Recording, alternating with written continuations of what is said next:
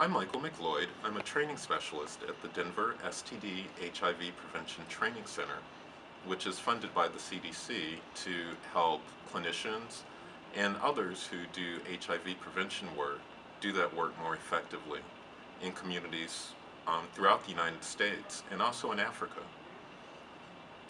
Um, Today's institute focused on responsibility and resiliency, strategies for engaging HIV positive black men who have sex with men in prevention and care, with the understanding that in many communities, from time to time, there are many missed opportunities to engage our brothers in prevention and care while they're living with HIV. Using a strength-based approach, we can help them live healthier lives, not only for themselves, but for others in the community. And so our goal today was to gather a group of people who are interested and experienced in HIV prevention at whatever level to discuss and learn from each other how to apply a strength-based approach. Using many interactive activities, we offered lots of opportunities for people to engage each other and also engage the topic. And it seemed like the Institute was well received. There was lots of participation from beginning to end. We were told to expect about 30 people, but actually had more than 50 at one point. As organizers, my co-facilitators and I prepared enough materials for 45 people. So we had a pretty good guess of both the need in our community for an opportunity like this and how people would respond to it. Wouldn't you say that this was a really good turn? Would you say that's an encouraging thing to see that the number was more than what you anticipated? It's very encouraging.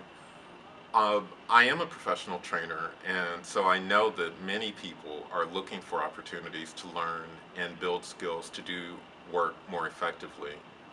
One of the things that was special about this institute was that it also focused on the participants as individuals, not just as people doing work in HIV prevention. And so we had an activity that gave them an opportunity to consider the span of HIV and AIDS in terms of a timeline. And when they first realized that HIV or AIDS was significant for them, and further, how HIV and AIDS has affected them, and how HIV and AIDS affects HIV positive black men who have sex with other men. How long have you been, is this your first year or have you done this before? This is my first year as a facilitator or co-facilitator of an institute at this conference. Okay. I've been to this conference before and got a lot out of it. I've had actually a fairly long career in helping adults learn in a lot of different areas. And so I was able to bring that portfolio of experience and skills to this institute so that I brought something to the table as others brought something to the table so we could learn from each other.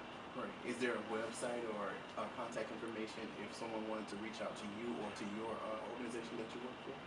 Well, the website of the Denver STD HIV Prevention Training Center is www.denverptc.org.